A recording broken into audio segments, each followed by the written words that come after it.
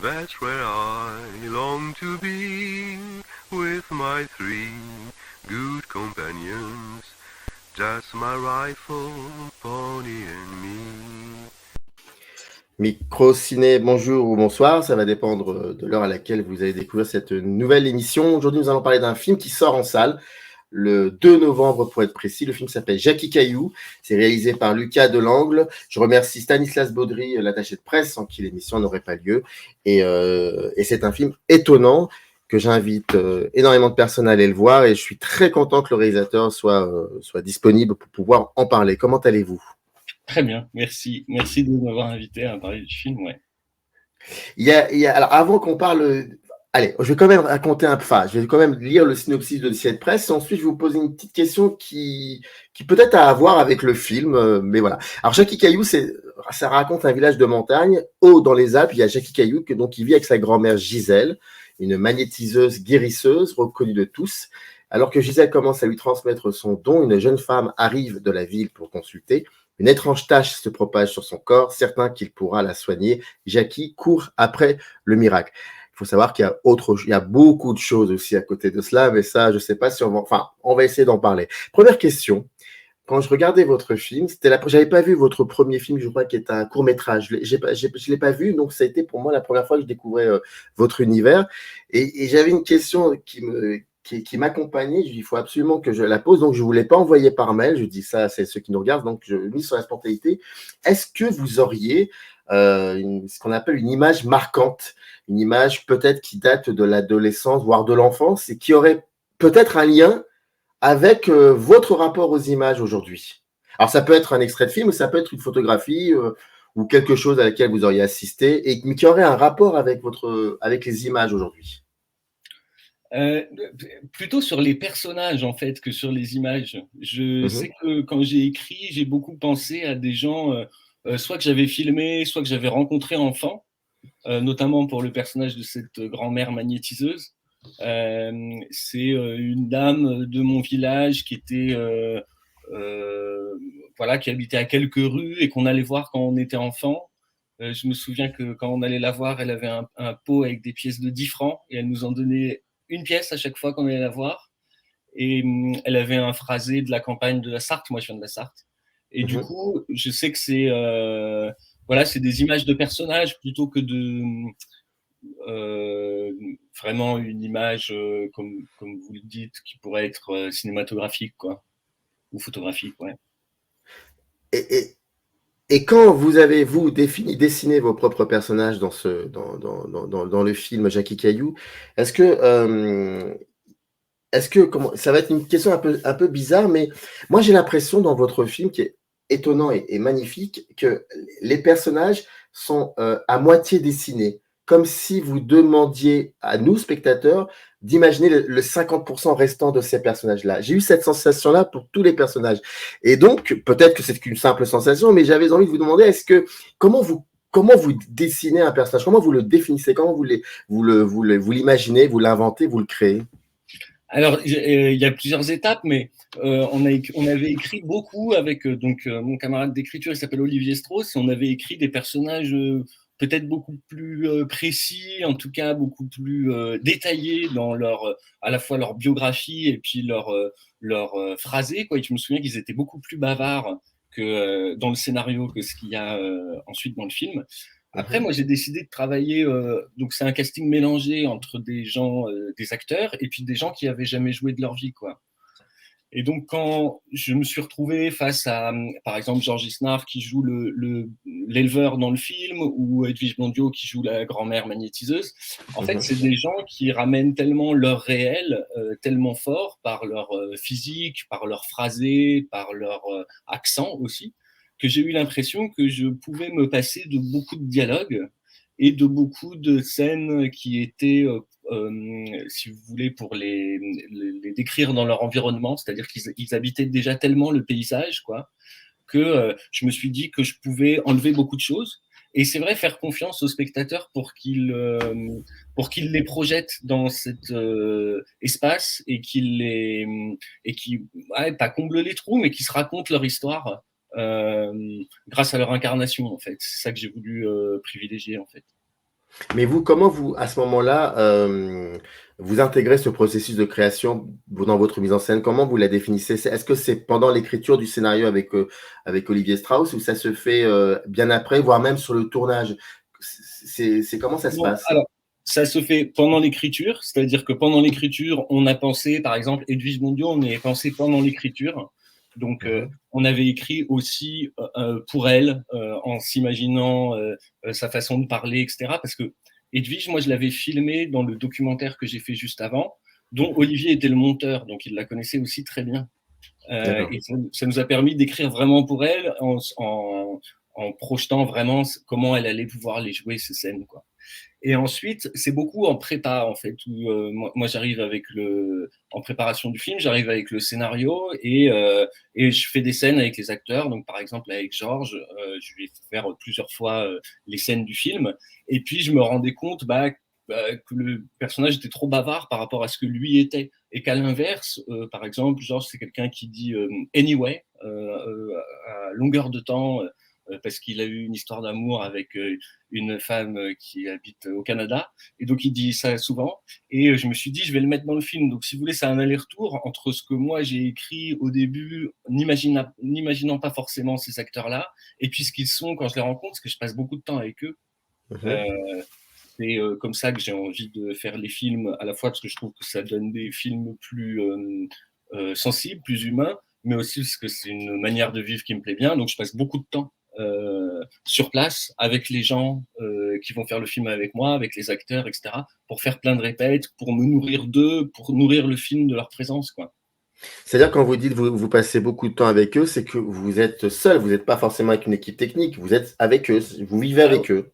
ouais, ça c'est arrivé à un moment. Alors parfois je suis accompagné, soit par quelqu'un qui s'occupe du casting avec moi, là c'était Romain Sylvie ou Anna Debuse, soit j'y vais seul et je passe pas mal de temps avec eux. Ouais. Edwige, j'ai été la voir plein de fois chez elle pour travailler les scènes, pour la connaître mieux, pour imaginer comment faire le film avec elle, quoi, et le réécrire en fonction d'elle tout le temps. Ouais. Et sur le tournage, est-ce que celui ou celle qui monte le film est présent ou vous préférez qu'il ou elle ne voit pas le tournage et que ça se passe, que tout soit, qu'il y ait qu'il y ait une surprise, on va dire quelque chose comme ça, pendant le montage, qu'elle découvre ou il découvre les rushs? Et là, ça s'est passé. J'ai pas de dogme vraiment sur cette question-là. Mais là, donc Clément Pinto qui a monté, il est arrivé vraiment après le tournage. Donc, il avait lu le scénario, je l'avais rencontré juste avant le tournage, moi je le connaissais pas. Il avait lu le scénario, on avait échangé un peu dessus.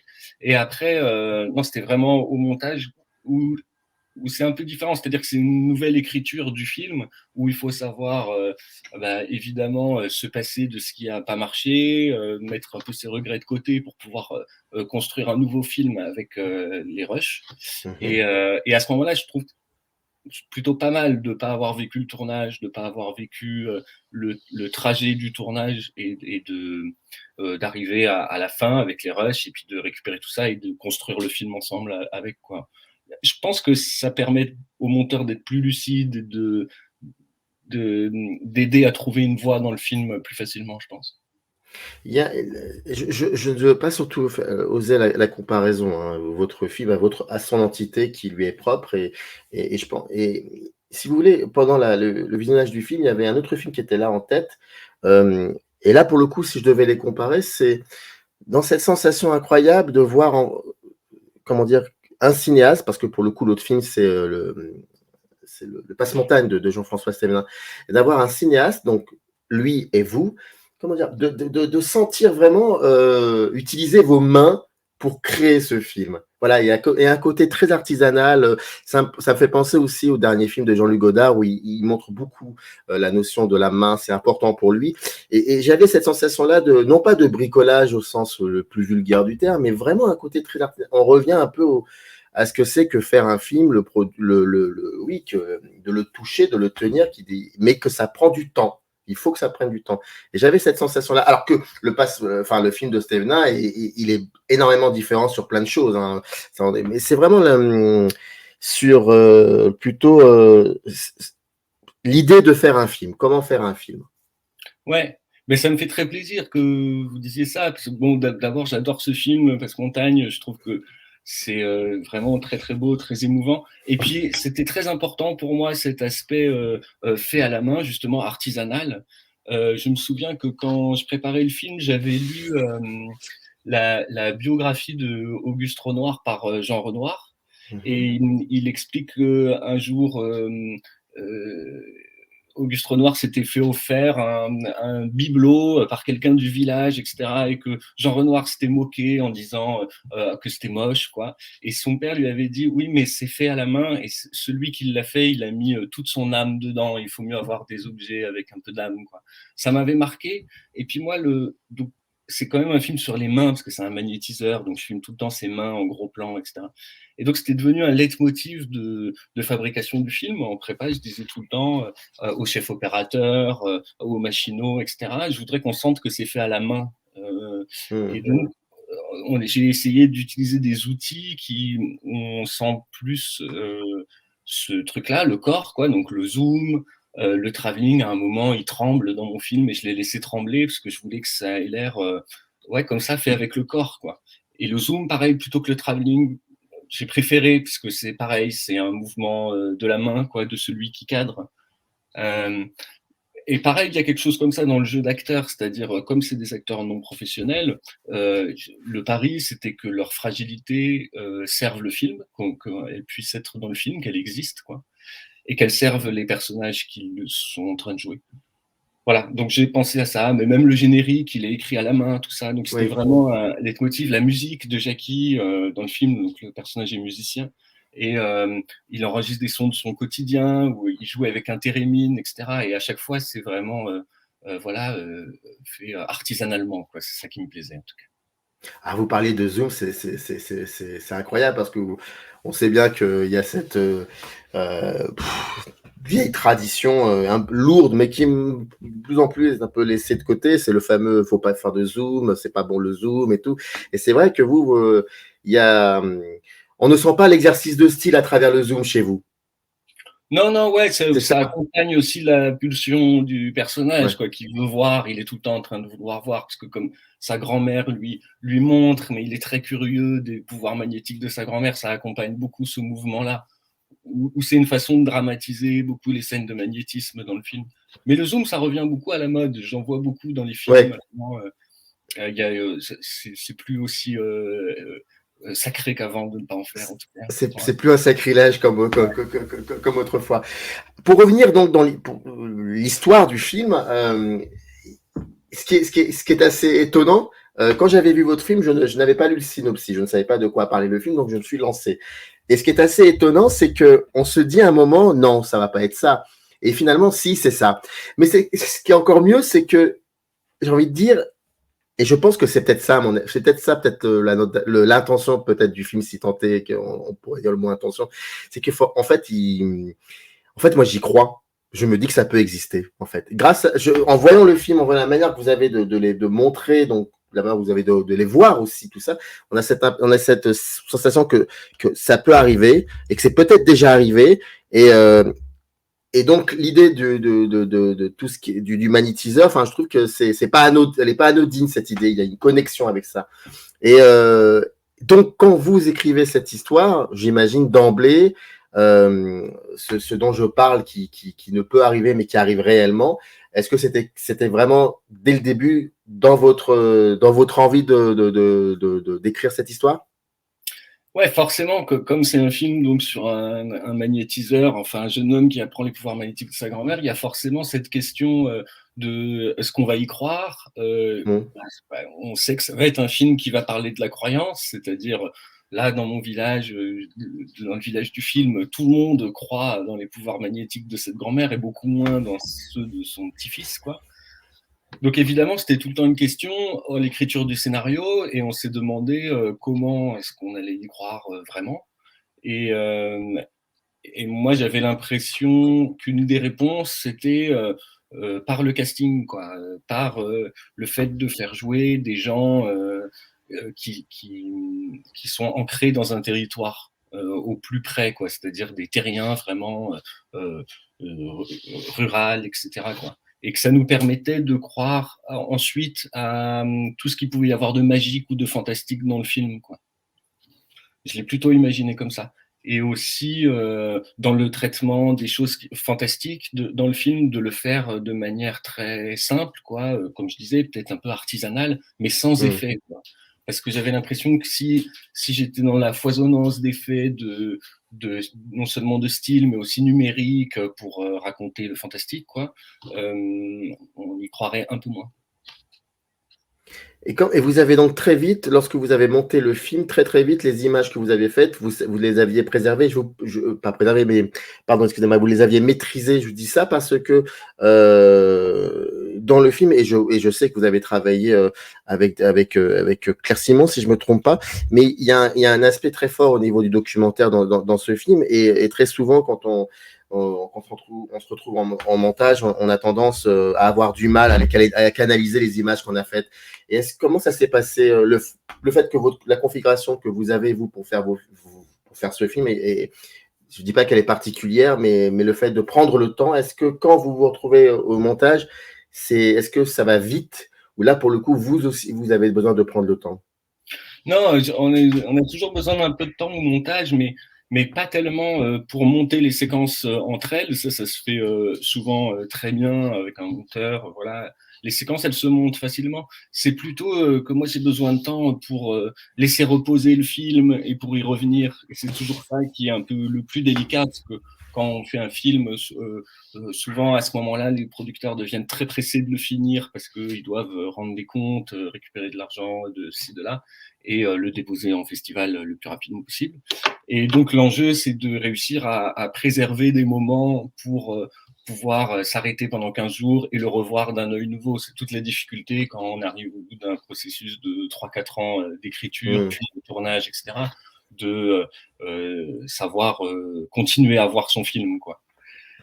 Et ensuite, non, le film, il s'est plutôt trouvé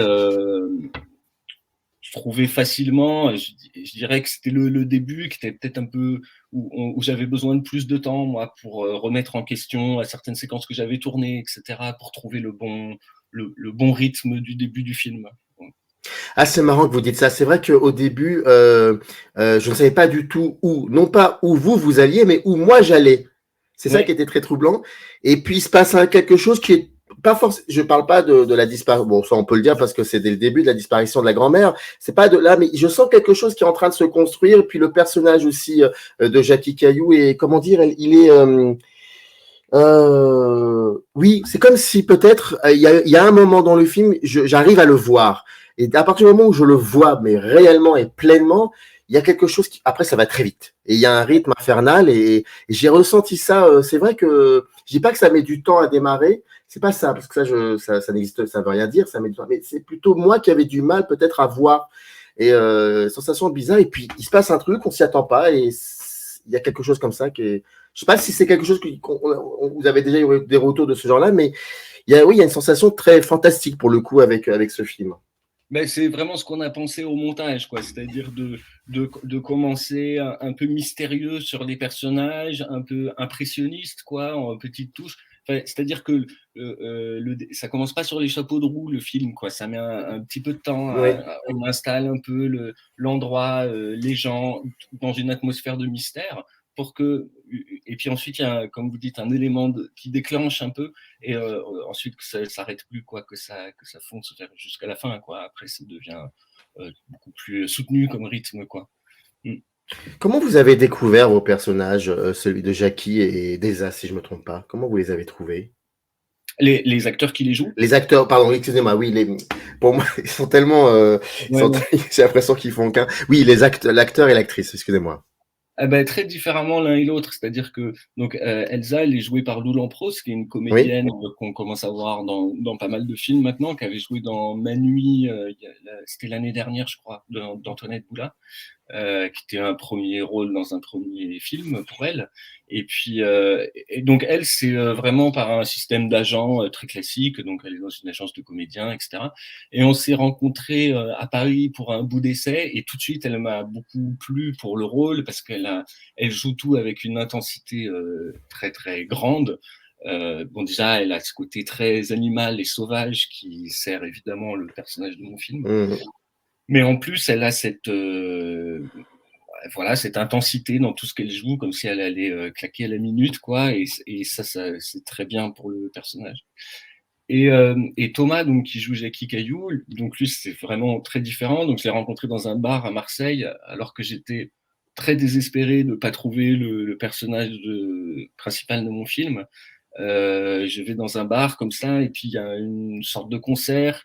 Et je vois un musicien un peu qui est tout seul, qui commence à jouer avec ses machines et tout. Et personne l'écoute, tout le monde est dehors en train de boire des coups. Voilà, donc je me dis, ah tiens, ça ressemble un peu à mon personnage, quoi. Et je vais le voir à la sortie de son concert et il me dit, oh là là, c'est affreux, j'ai tout raté, personne n'écoutait, je me suis complètement embrouillé dans mes machines et tout, j'ai joué n'importe quoi. Et alors là, ça me plaisait de plus en plus, quoi. Je me suis dit, ah, c'est proche de mon personnage, quoi, d'être intimidé la première fois qu'il joue et tout ça, quoi. Donc, je lui ai proposé de faire un petit bout d'essai et le lendemain, il est revenu de Nice à Marseille pour faire ça.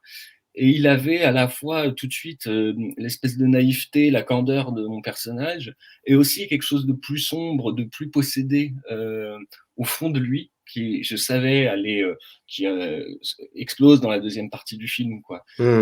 Et donc, entre ces deux choses-là, je me suis dit qu'il avait tout pour faire le rôle, d'autant qu'on ne se lasse pas de le regarder, quoi. Il a quelque chose d'assez fascinant, ce garçon. Et du coup, voilà, la chance, c'est que je devais tourner en 2020 et qu'avec le Covid, ça a été repoussé d'1 an. Donc, j'ai eu beaucoup de temps pour pouvoir travailler avec lui et avec eux deux, réunis, pour pouvoir les faire travailler ensemble, ce qui était, je pense, nécessaire pour Thomas, qui n'avait jamais joué, notamment, quoi.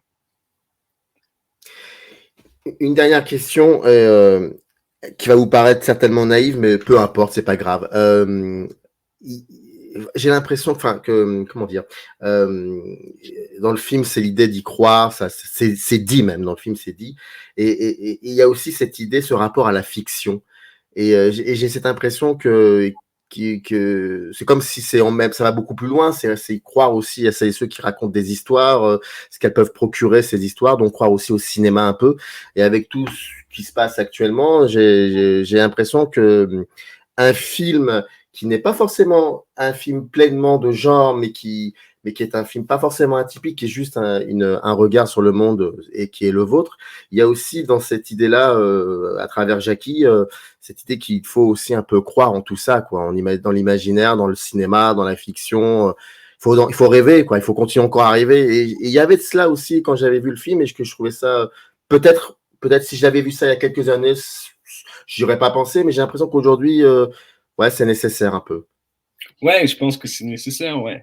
Mon documentaire précédent, il traitait un peu de la même question, quoi, de ce pouvoir de la fiction, de ce désir de fiction. Là dans le film, il se trouve que comme c'est une fiction, évidemment, ça parle un peu différemment de ça, et plutôt de la croyance comme quelque chose qui prend des chemins un peu de traverse, quoi. C'est-à-dire que le personnage croit à son don et puis ça arrive pas tout à fait de la manière dont il l'aurait souhaité, quoi, la manifestation de son don à la fin, quoi. Mais ouais, je crois en tout cas beaucoup qu'on a besoin de ça, d'histoire, d'émerveillement, de magie aussi, ouais.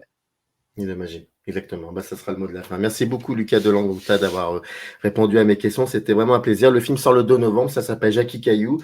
Allez-y, c'est étonnant et c'est important. Merci beaucoup, en tout cas. Merci beaucoup. Générique. In the canyon, that's where I long to be, with my 3 good companions, just my rifle, pony and me. Merci. Voilà, bah écoutez, c'est bon. Merci beaucoup en tout cas. Bah merci, c'était super.